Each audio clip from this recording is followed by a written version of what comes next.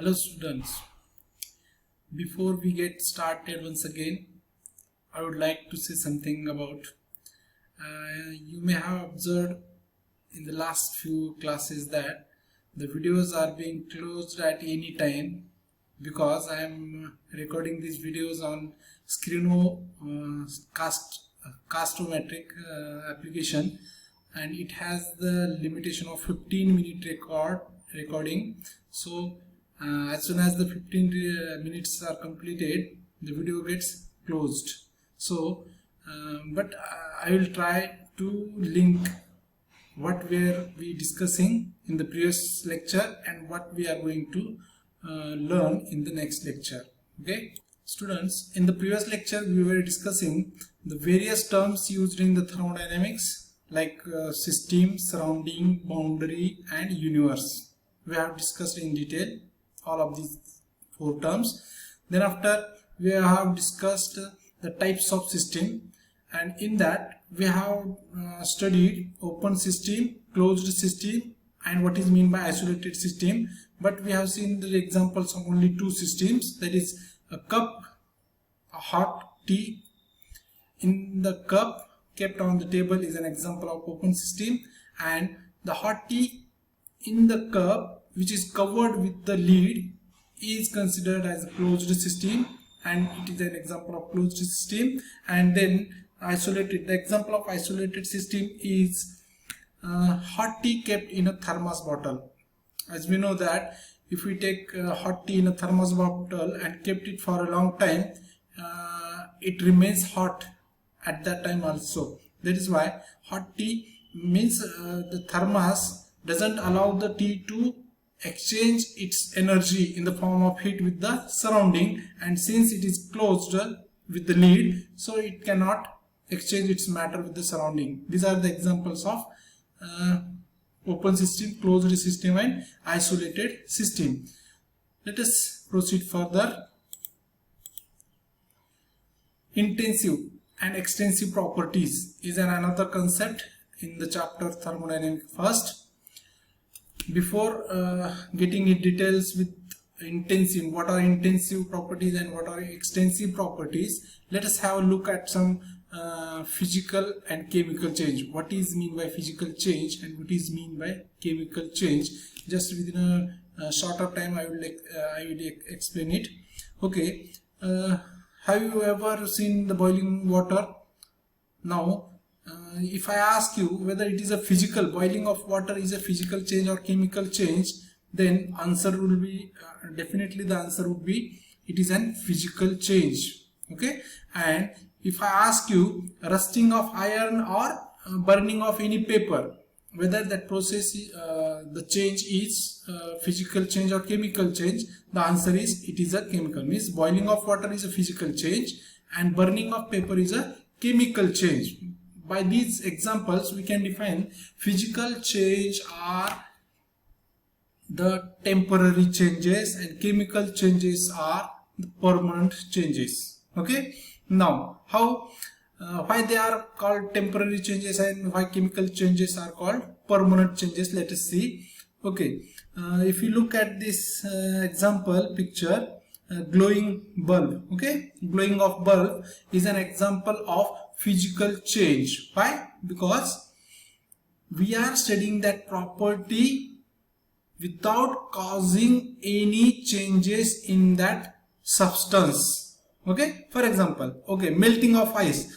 Ice is getting melted, or a kind of solid is getting melted into liquid. Okay, but have you observed, is there any chemical change or is there any composition change of that ice cream? No, the composition of the ice cream remains same even in its molten form. Therefore it is a physical change or temporary change, because if we kept that liquid, melted or molten ice cream into the freeze, then again it gets solidified.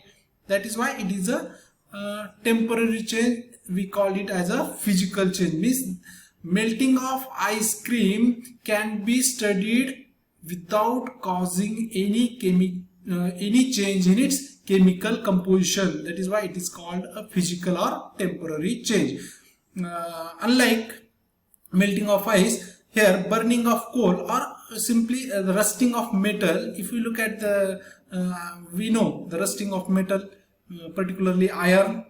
When iron come in contact with the air and moisture, then it starts rusting, it starts getting rusted, and rust is nothing but the iron oxide. That is the another part, the chemical reaction. But once the rust is formed, we cannot get back the pure iron.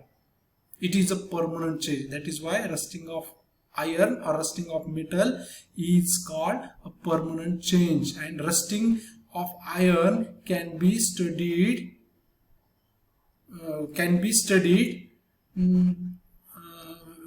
We can study the rusting of iron in which the chemical change or permanent change is occurred.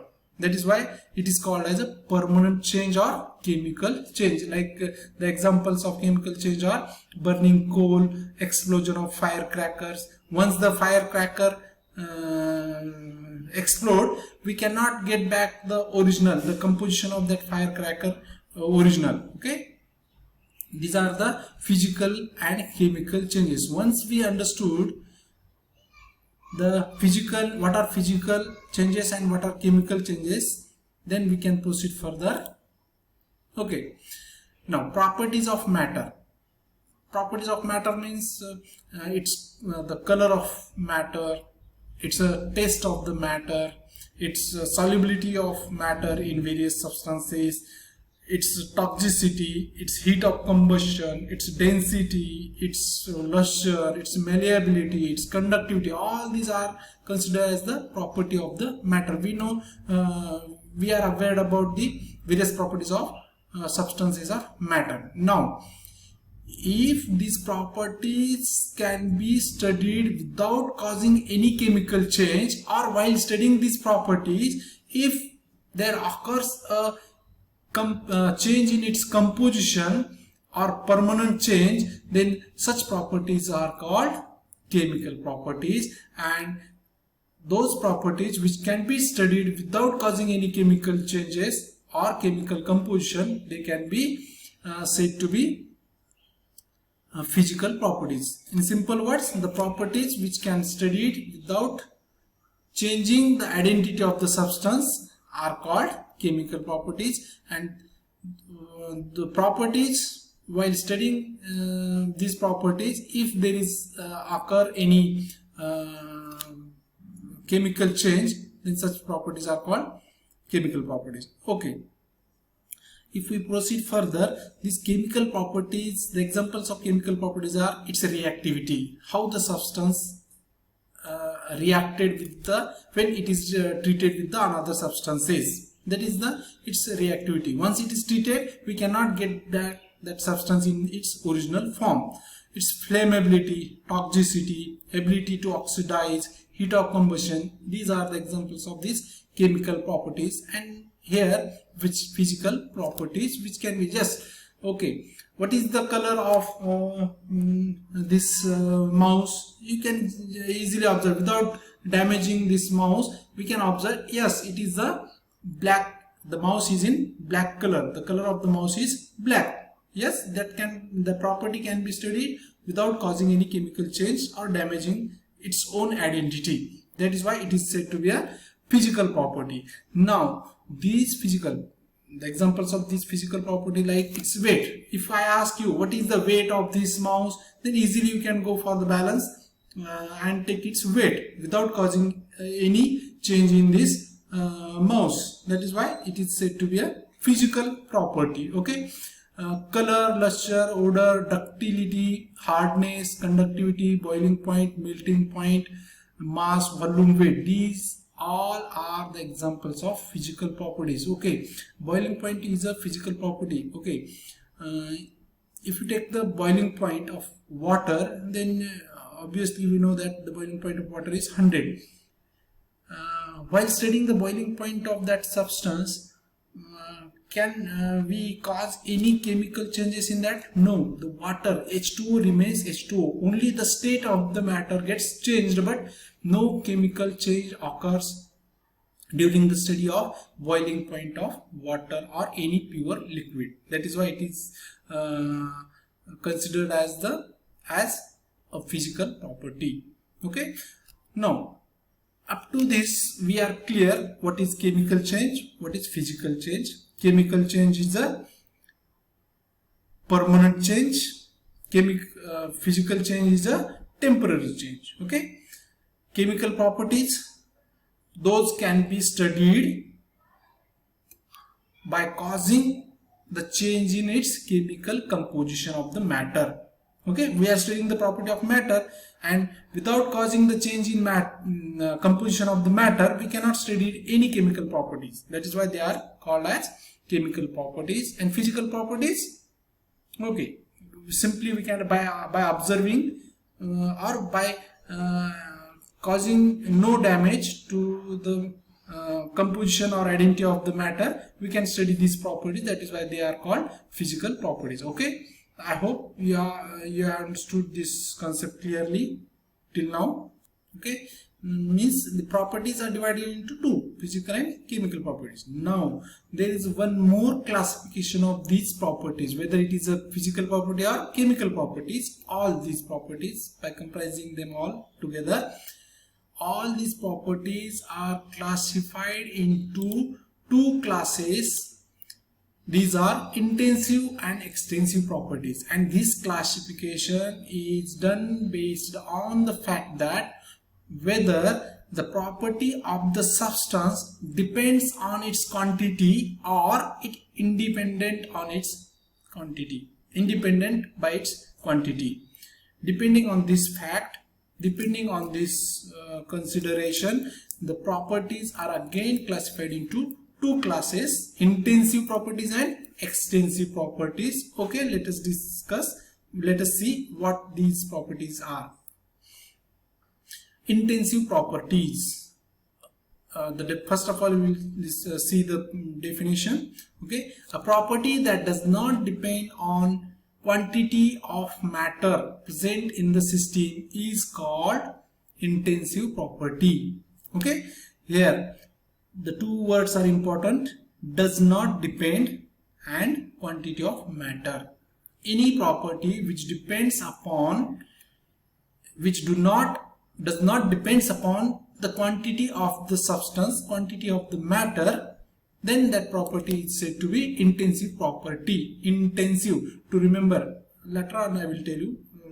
Okay, intensive property means the property which do not depend upon the quantity of the matter. For example, okay, the temperature is the property of matter. Okay, another, viscosity is the property of matter. Okay, these are the examples of intensive properties. How? Okay, let us consider the temperature of water. Okay, we have a full of bucket filled by water. Okay, now if I ask you to take 1 liter of water from that bucket and kept in another beaker. Okay, again you take 2 liter of water from that bucket and kept in another vessel or container, and I ask you measure the temperature of the water in two containers. Okay, what will you find? Obviously the temperature of the water in both the containers will be same, because the temperature does not depend on the quantity, whether it is 1 ml or whether it is 1 liter or whether it is a 10 liter. If the source of water is same, the temperature of that water is also same.